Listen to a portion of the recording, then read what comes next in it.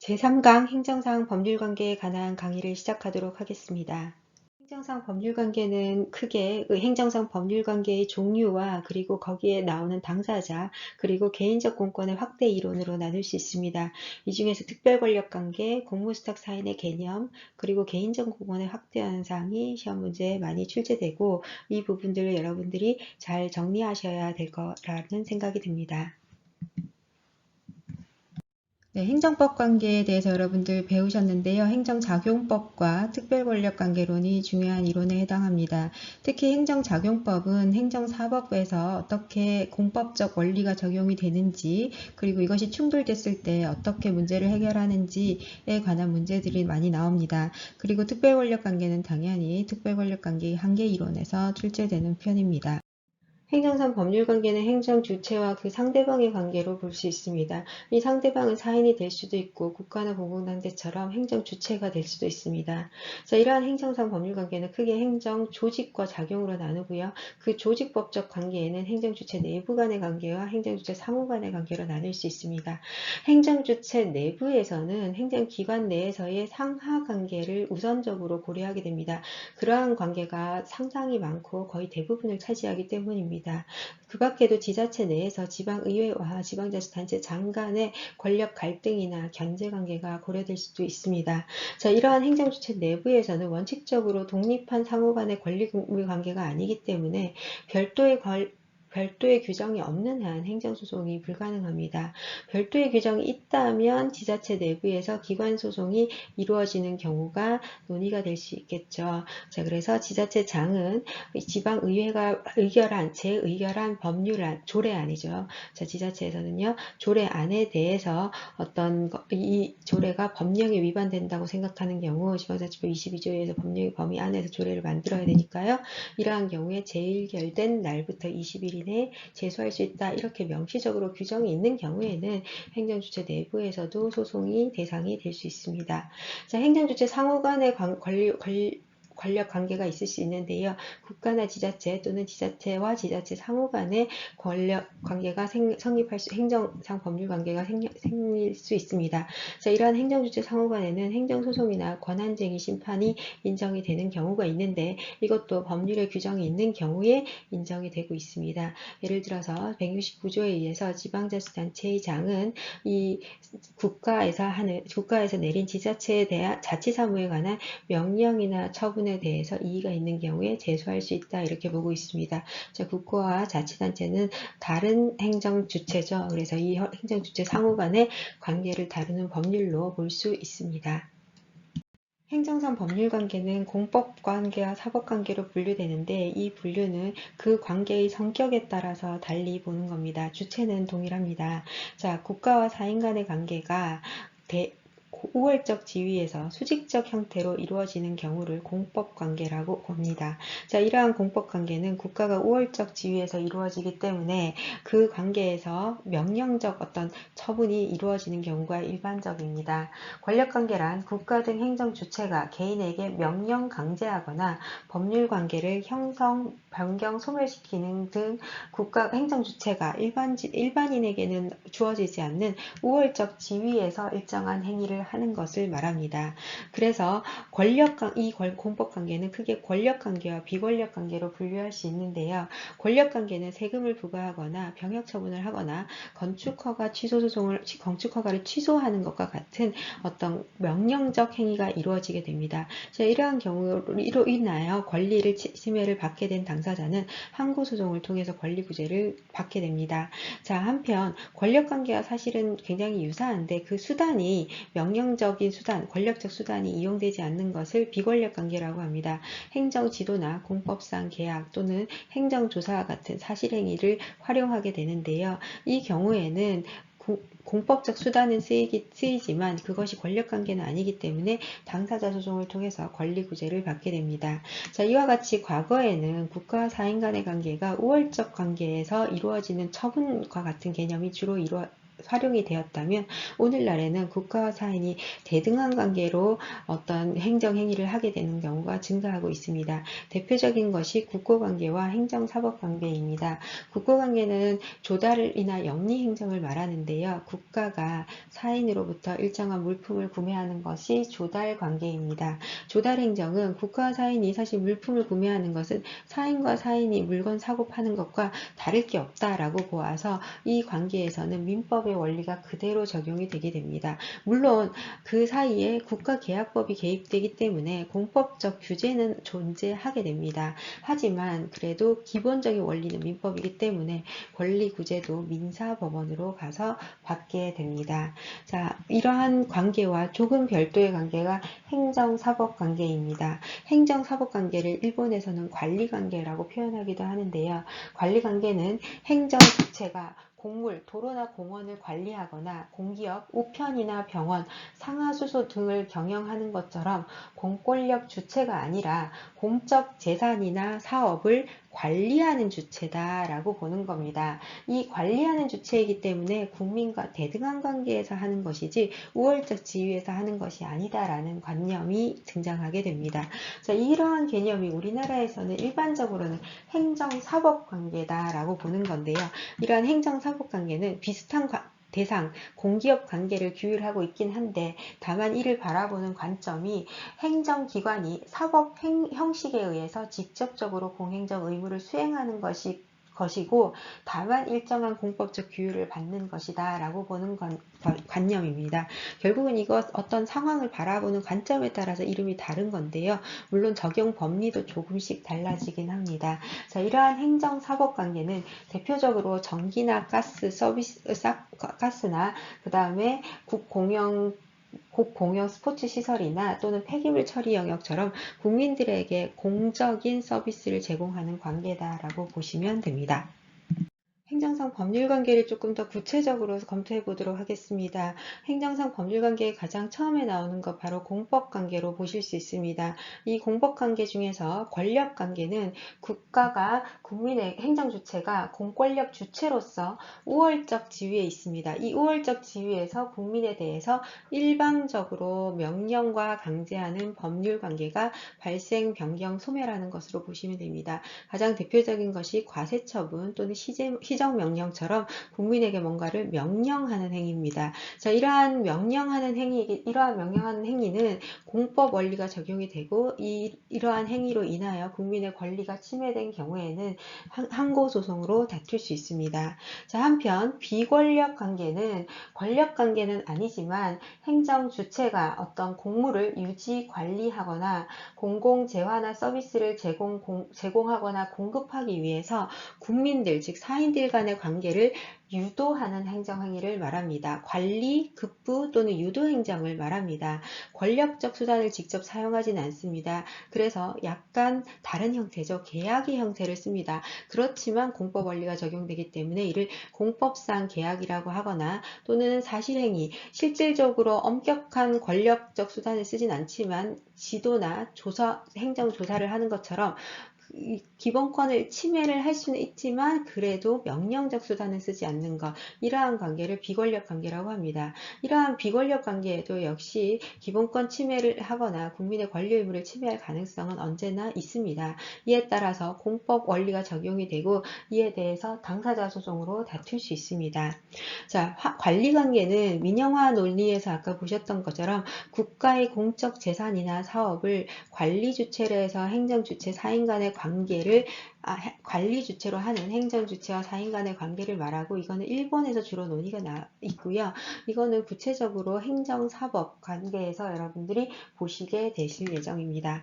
자, 사법관계로 가겠습니다. 사법관계는 조금 더 직접적인 사법관계입니다. 국가와 사인 간의 관계에서 민법의 원리가 원칙적으로 적용되는 겁니다. 즉 행정 주체가 직접 행정 목적 달성을 위한 사법적 수단을 활용하는 겁니다. 대표적으로 국고관계가 있고요. 조달이나 영리행정이 이에 해당합니다. 자, 그래서 국가가 어떤 우리 국립대학교 법인이 국립대학교가 그 다음에 뭐 물품을 구매하도록 합니다. 사기업으로부터요. 그러면 이 관계는 물품 구매 계약을 하고 대금 청구를 하고 그 다음 물품을 납품하고 하자가 있는 경우에 이에 대해서 반환 처리를 하거나 하는 이 모든 관계가 결국은 민사법 원리가 적용된다는 겁니다. 이 행위의 내용을 봤을 때 여기에 공법적 원리가 적용될 가능성이 거의 없는 경우, 이러한 경우 조달행정이나 영리행정의 경우에는 민법적 원리가 주로 적용이 된다라는 겁니다.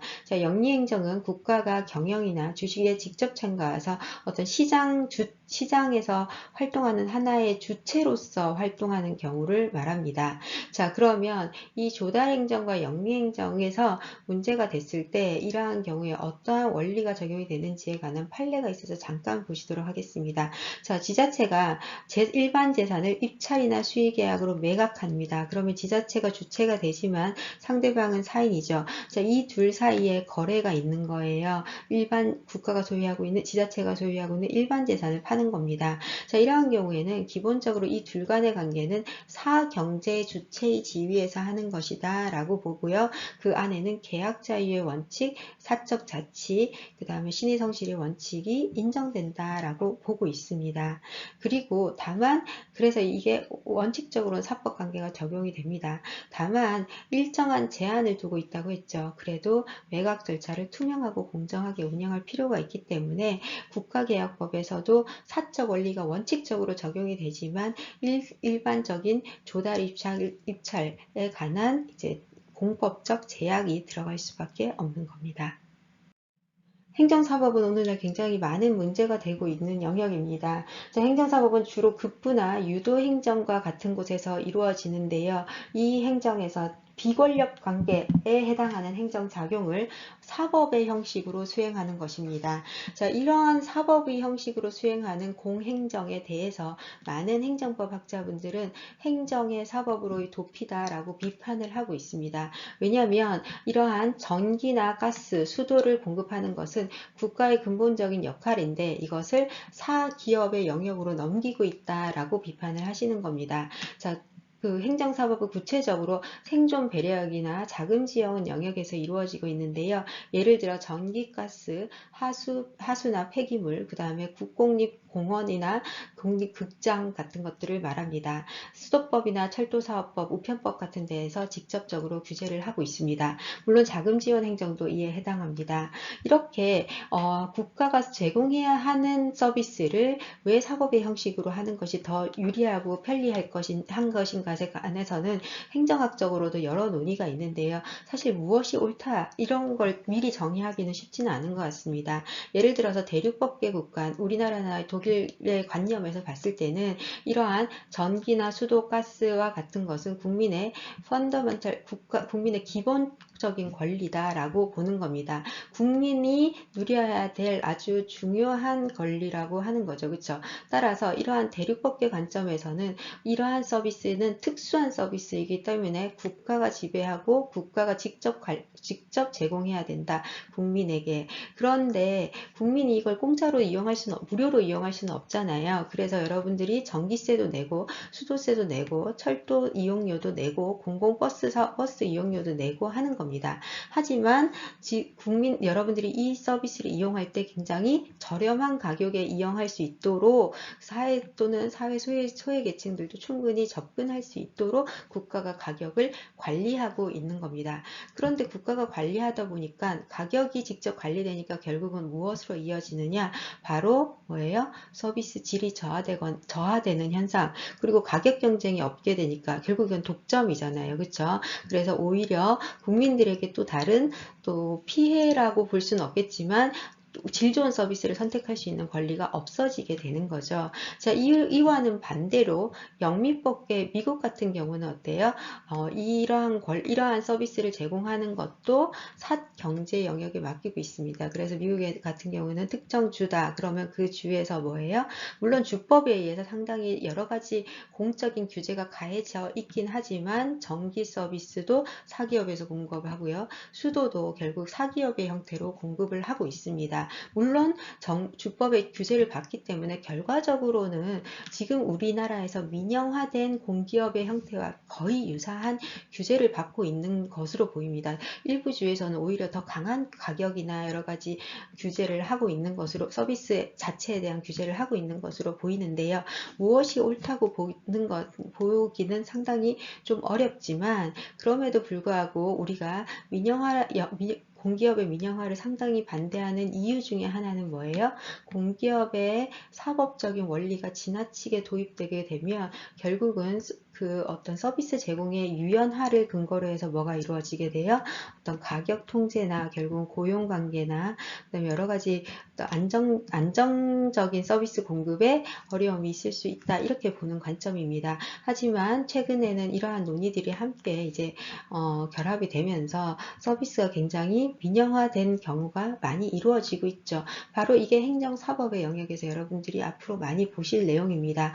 우리는 사실 어떤 것이 옳다라는 걸 판단하기보다는 행정법적 관점에서 바라보셔야 됩니다. 자, 이렇게 서비스 영역에서 행정사법 영역이 이루어지게 되면요. 그럼 여러분들은 주로 수도법이나 철도사업법이나 우편법 같은 것들을 보시면서 이 안에 공법적 성격이 있는 서비스와 사법적 성격을 갖는 어떤 계약 관계가 어떠한 법 적용이 이루어져서 어떠한 소송의 형태로 가서 권리구제를 받을 수 있는지 이러한 측면에서 관심을 갖고 보셔야 될 것 같습니다. 자, 예를 들면 공법 원리가 적용되는 것은 기본권이나 행정의 일반 원칙이 적용되기 때문에 신뢰 원칙, 비례 원칙, 평등의 원칙이 적용이 됩니다. 그리고 이 영역에서는 행정 절차법이 적용되고요. 계약 강제의 원칙이 적용됩니다.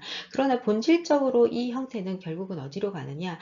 민사소송으로 가게 됩니다. 왜냐하면 결국 이 행정사법은 대등한 관계로 보고 있거든요. 그래서 국고관계와 앞서 보셨던 국고관계와 마찬가지로 행정사법의 영역으로 보기 때문에 민사상 일반불법행위 책임이 이루어져서 예를 들어서 여러분들이 전기세를 안 내요. 그러면 전기세를 내라고 한국전력에서 통보가 옵니다. 그래서 그거에 대한 소송이 이루어지면 민사소송으로 가게 된다라는 겁니다.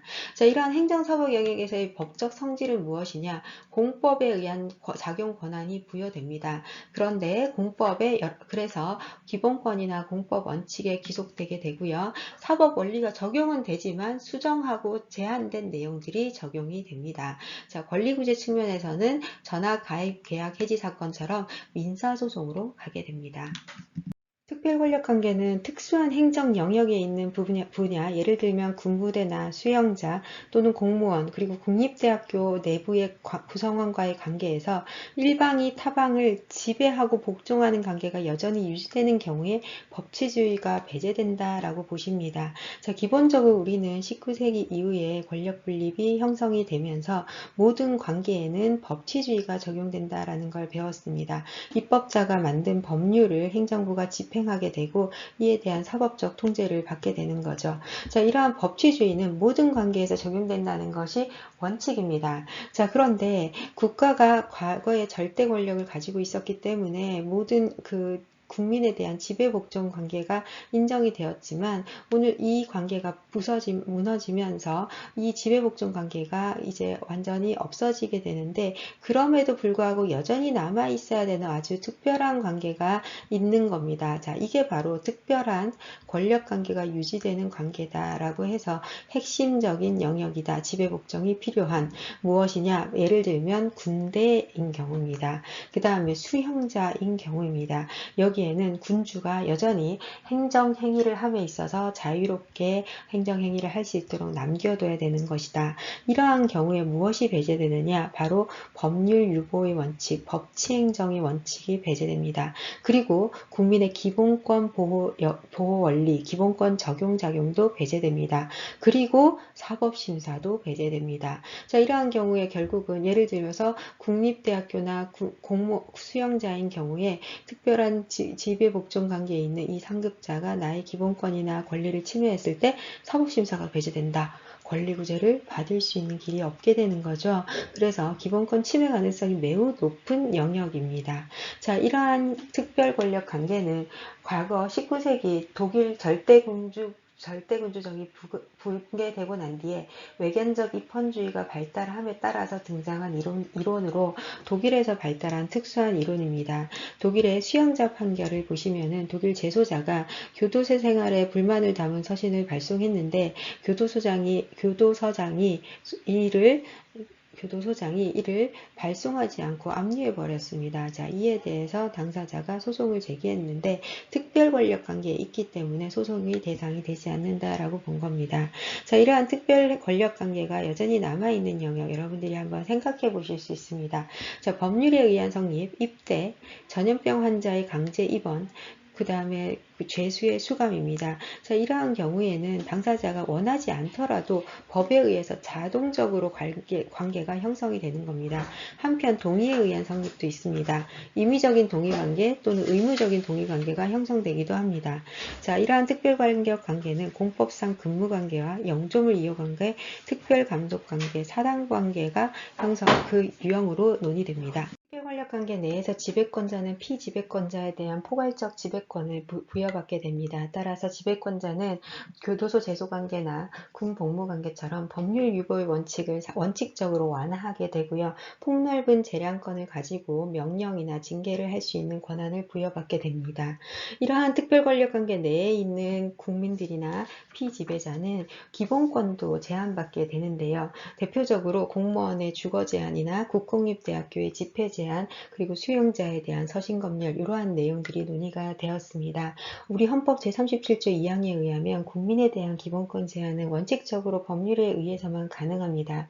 자, 그런데 이 법률에 의해서라는 법률 유보의 원칙 자체를 완화하고 있기 때문에 이 주거 제한이나 집회 제한과 같은 행위가 설사 법률의 근거 없이 행해져 있더라도 그것이 특별권력관계 내부에 있는 것이라면 특별한 제한을 받지 않고 허용된다라는 것이 특별권력관계 이론입니다. 자, 이러한 특별권력관계 내에서는 사법심사도 배제된다는 겁니다. 따라서 이 특별권력관계 내에서 하는 지배권자의 행위에 대해서 설사 이것이 처분 자체가 원칙적으로 부인되기 때문에 이것에 대해서는 법원에 갔을 때 아예 소송의 대상이 될 수가 없다는 것으로 봅니다.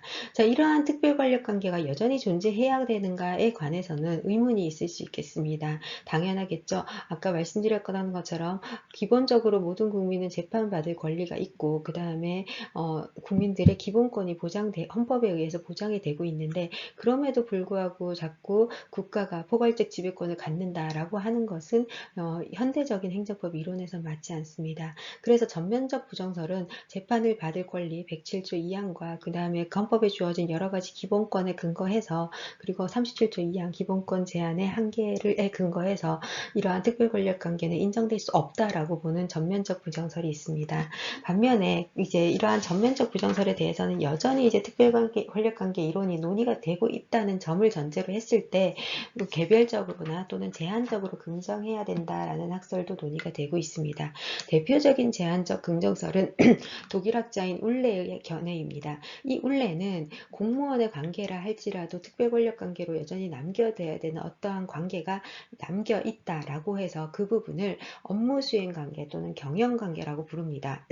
즉 과거 왕이 절대적인 권력 포괄적 지배권을 가지고 있었던 것이 줄어들긴 줄어들었어요. 그럼에도 불구하고 여전히 남아있는 영역, 사법심사가 배제될 수밖에 없는 어떤 특별한 영역이 있다고 보는 겁니다. 그게 바로 업무수행관계고, 이 업무수행관계 내에서는 사법심사가 적용이나 완화되거나 또는 배제된다고 보는 겁니다. 자, 이러한 업무수행관계는 예를 들면 공무원의 직무명령이나 군인의 훈련이나 학생의 강의 내용이나 수용자의 교도소 생활과 같이 아주 구체적인 어떤 내부적인 질서를 유지하기 위해서, 그 특별권력관계의 목표 실현을 위해서 어쩔 수 없이 유지하는 어떤 내부적인 관계다라고 보는 겁니다. 반면에 여기 이렇게 내부적으로 남겨두는 관계가 아니라 여전히 어떤 사법심사의 대상이 되는 관계로 옮겨둬야 된다라고 보는 게, 설사 특별권력관계 내에 있더라도 사법심사를 인정해 줘야 된다라는 관계로 보는 게 바로 기본관계입니다. 일반적인 공법관계나 법치주의 사법심사가 적용이 되는 거죠. 그러면 여기 있는 관계나 여기 있는 관계나 모두 똑같은 관계로 가는 거죠. 자, 어떤 것이 있냐? 설사 공무원이라 할지라도 공무원 관계의 성립, 변경, 종료와 같이 중요한 구성원의 법적 지위에 관한 관계는 남겨둬야 된다는 겁니다. 예를 들면 공무원 임명이나 파명, 전직, 군대 입대나 제대, 학생의 입학, 대학 전학과 같은 관계는 기본관계에 해당한다. 이거는 헌법 37조 2항이나 107조 2항에 의한 권리구제, 법률 유보의 원칙, 기본권 제한의 한계, 이러한 원칙들이 적용되어야 한다라고 본 견해입니다. 자, 이러한 특별권력관계와 법치주의의 개념은 아까 보셨던 울레의 이론들이 오늘날 일반적으로 적용된다라고 생각하시면 됩니다. 자, 특별권력관계 내에서는 법률 유보의 원칙 여전히 적용돼야 하는 부분이 있다는 거죠. 기본관계인 경우에요. 다만 기본권을 제한하는 경우가 있을 수 있습니다. 우리 법률에 규정이 있어요. 정치운동을 제한하는 헌법 제7조, 국가공무원법 제65조, 근로 3권을 제한하는 헌법 33조, 공무원법 66조, 그리고 통신의 자유를 제한하는 형의 집행 및 수용자의 처우에 관한 법률이 바로 이러한 내용입니다. 자, 국가공무원법 65조를 보시면 공무원은 정당이나 그 밖의 정치단체의 결성에 관여하거나 가입할 수 없습니다. 그리고 공무원은 특정 정당이나 특정인을 지지 또는 반대하기 위해서 이러한 행위를 하면 안 됩니다. 특히 예를 들어서 선관위 공무원이 이러한 행위를 했다. 그럼 훨씬 더 중한 처벌을 받을 수밖에 없겠죠. 기본권이 제한되는 특별한 영역이다. 여전히 남겨둬야 되는 영역이다라고 보는 겁니다. 마찬가지로 집단행위, 공무원은 노동운동이나 집단행위를 금지하고 있습니다. 다만 6급 이하 직원과 일반 별정직 공무원, 특정직 공무원은 이에서 배제하고 있습니다. 즉 이분들에 대해서는 기본관계로 옮겨간 거죠. 이 영역에 대해서는요. 국립대학교 퇴학처분 사건은 대표적인 특별권력관계 사건입니다. 이 사건은 91년도에 있었던 서울교대 사건인데요. 원고를 비롯한 학생들이 학교에서 집회 및 시위를 하게 되었고, 이에 대해서 피고인 이제 서울교대 학장이죠. 여기에서 피고가 징계 처분을 하게 됩니다. 자, 그런데 이 피고가 나중에 징계 재심의를 요청하게 됐고, 교수회에서 징계 의결 내용에 대한 직권 조정 권한 위임을 요청을 했는데, 교수회가 이에 대한 표결을 하지 않았고, 이 표결 절차를 거치지 않고 원고를 포함한 학생들에 대한 퇴학 처분을 하게 되었습니다. 자, 교육법 제77조에 따르면 국립대학 서울교대 학장은 학생에 대한 징계를 할 수 있다라고 규정이 되어 있습니다. 자, 이것이 바로 특별권력관계 내에 있다라는 것을 보여주는 관계인데요. 자, 이에 대해서 우리 법원은 어떻게 얘기했냐? 퇴학 처분은 여러분 기억나시죠? 울레의 학설에 따르면 어떤 관계인가요? 기본관계겠죠. 그쵸? 구체적 사실에 대한 법적 평으로서 학생의 신분을 박탈하는 의사표시를 외부에 표시한 것이기 때문에 이 사건은 기본관계이고 교육재량이라는 이유로 사법심사에서 배제할 만한 상황은 아니다라는 겁니다. 자, 기본관계는 공무원관계 어떤 공법적 관계를 성립, 변경, 소멸한다 했죠. 성립, 변경, 소멸시키는 관계들을 포함하는데, 이 성립, 변경, 소멸시키는 사안에 국립대학 교대의 퇴학 처분도 당연히 들어가겠죠. 소멸시키는 사안이잖아요. 따라서 학칙상 교수의 심의 의결을 거쳐야 되는데, 이 심의 의결을 거치지 않고 그 표결 없이 한 징계 처분은 위법하다라고 판단을 했습니다. 대표 판례인 육군 사관생도 금주 학책에 관한 퇴학 처분 사건을 보시겠습니다. 이 사건은 육군 3사관생도인 경우에 일반 국민보다 기본권이 더 제한될 수 있는지에 관한, 즉 특별권력관계가 여전히 유존될 수 있는지에 관한 사건이었습니다. 2018년 대법원 판례니까 비교적 최근의 사건입니다. 자, 사관생도인 원고가 육군 3사관 학교장에 의해서 퇴학 처분을 받게 봅니다. 퇴학 처분은 원래에 의하면 기본관계에 해당하기 때문에 소송의 대상이 될 수 있습니다. 자, 육군 3사관학교 설치법 시행령 제18조 1항을 보시면 교장은 품행이 불량한 경우, 군기가 문란하거나 규칙을 준수하지 않거나 학업 성적이 불량하거나 질병이나 심신장애가 있는 경우에 퇴학할 수 있다라고 하고 있습니다. 자, 그리고 사관생도 행정예규에 보시면 하위법령이죠.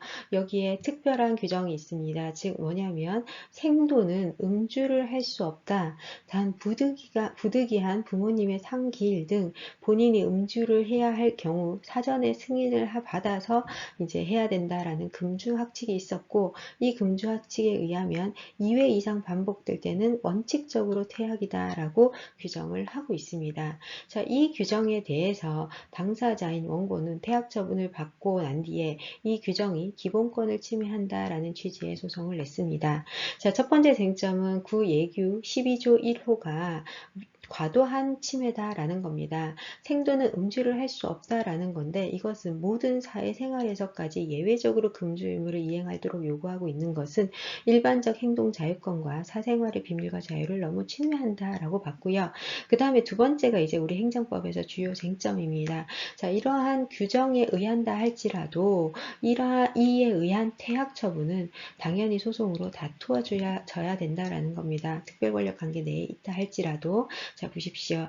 퇴학은 학적을 박탈하여 사관생도의 신분관계를 소멸시킨다라고 봤습니다. 자, 원래의 이론을 사실상 그대로 우리 법원에서 쓰고 있습니다. 소멸시킨다는 점에서 가혹한 처분에 해당하기 때문에 매우 예외적으로만 행해져야 된다라는 겁니다. 그런데 그 61조에서는 이 음주의 어떤 상황이나 구체적인 사정을 묻지 않고 일률적으로 원칙적으로 퇴학 조치한다라고 규정하고 있기 때문에 사관생도의 기본권을 과도하게 침해한다라고 판단을 했습니다.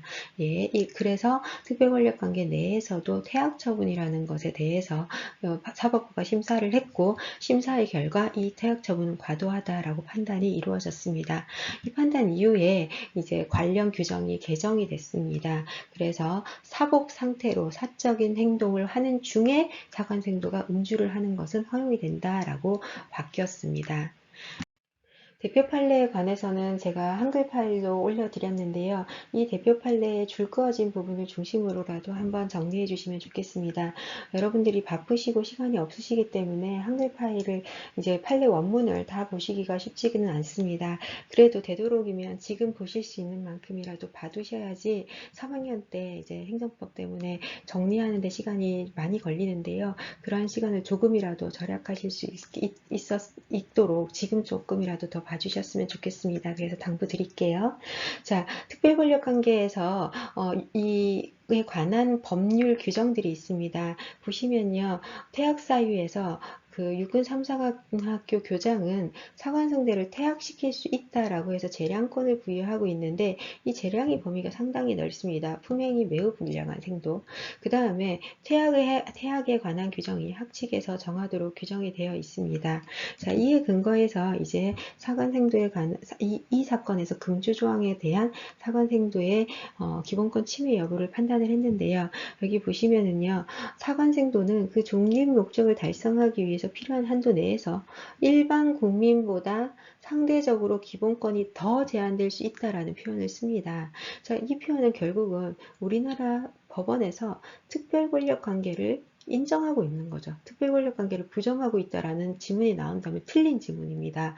특별권력관계 내에 있는 국민들이 일반 국민들보다 상대적으로 제한적인 기본권을 누린다라는 부분이죠. 자, 그럼에도 불구하고 법률 유보 원칙이나 과잉금지 원칙 등 기본권 보호 원칙은 원칙적으로는 지켜져야 된다라고 하고 있습니다. 자, 그래서 이 금주 조항에 대한 판단까지 하게 되는데요. 사관생도들의 모든 사적 생활에서 예외 없이 금수 의무를 이행할 것을 요구하는 것은 과도하다라고 판단을 합니다. 기본권을 과도하게 제한하는 것이기 때문에 이 무효라고 판단을 하면서 이러한 금주 조항을 적용해서 내린 퇴학 처분은 잘못이다라고 본 겁니다. 이것이 적법하다고 판단한 원심 판결에 오해가 있다라고 했으니까 이러한 판단은 이제 옳지 않다라고 판단을 한 거죠. 그렇죠? 자, 이렇게 보시면 우리 법원은 사실상 울레가 선택한 기본관계와 경영관계 이론을 그대로 차용하고 있는 것으로 이해할 수 있습니다. 기본권의 발생, 변경, 소멸에 관한 사항에 대해서는 물론 사법심사가 이루어지긴 져야 되지만 그렇다고 해서 특별 권력 관계가 부인된다라고 보는 것은 아니다라고 이해하시면 좋을 것 같습니다. 자, 행정법 관계의 당사자에 관한 개념입니다. 행정법 관계에서 당사자로서의 행정 주체와 행정 객체가 있고요. 이런 행정 주체에는 국가, 공공단체, 공무수탁 사인이 있습니다. 다른 개념들은 여러분들이 충분히 이해하실 수 있는데 공무수탁 사인의 개념만 잠깐 보시면 되겠습니다. 네, 공무수탁 사인에 관한 개념으로 가겠습니다. 공무수탁 사인은 특정한 행정 권한을 자신의 이름으로 곡권적으로 행사하도록 수탁받은 사인이라고 합니다. 즉, 국가가 이 업무에 한해서 이 사람이 행사를 하도록 위임해 주는 겁니다. 이 사람은 여전히 사인의 지위를 가지고 있습니다. 자, 사인의 지위를 가진 비행기의 기장이나 선박의 선장이라고 생각해 보시면 이 배 안에서는 경찰 권한을 부여받고 있습니다. 민영교동서장도 비록 사인의 지위를 가지고 있지만 하는 업무 자체가 공적인 업무를 수행하기 때문에 그 업무를 수행하는 범위 내에서는 공적인 업무를 하는 공무수탁 사인이 됩니다. 공익사업을 시행하는 자도 토지 수용권을 행사하는 과정에서 공권력을 행사하기 때문에 공무수탁 사인의 지위를 갖게 됩니다. 사실 공무수탁 사인의 개념은 이 개념이 가장 중요합니다. 시험 문제에 아주 많이 나오는 개념은 아니지만 혹시 문제가 나왔을 때 여러분들이 이 개념을 알고 계셔야 된다는 겁니다. 법적 근거는 법률의 수권이나 적어도 법률의 근거가 있어야지만 인정이 되고요. 수탁받은 그 범위 내에서 행정주체의 지위를 갖습니다. 선박의 선장이 배 안에서 어떤 행위를 할 때 경찰권이 부여되는 것이지 이 선박에 있는 선장이 내려서 육상에 왔을 때도 경찰권의 지위를 갖냐? 아니라는 겁니다. 그리고 이 행위를 하다가 일정한 위법한 행위로 국민에게 피해를 입혔을 때는 국가배상법의 요건을 검토해서 국가배상의 대상이 될 수도 있다라는 개념입니다. 자, 단순히 행정 사무를 수행하거나 행정을 보조하는 자와는 구분되는 개념입니다. 행정법 관계는 특별한 성격을 가지고 있다는 겁니다. 법률에 적합하게 행정행위를 해야 되고 행정행위를 한번 하게 되면 공정력이나 존속력, 강제력이 생긴다는 겁니다. 그리고 행정법 관계에서 국가가 일정한 피해를 끼쳤을 때는 행정상 손해보상, 국가배상 제도가 적용이 된다라는 개념입니다. 이 개념은 여러분들이 이제 행정법의 효력 부분에서 중요하게 배울 내용이기 때문에 여기서는 그냥 넘어가도록 하겠습니다.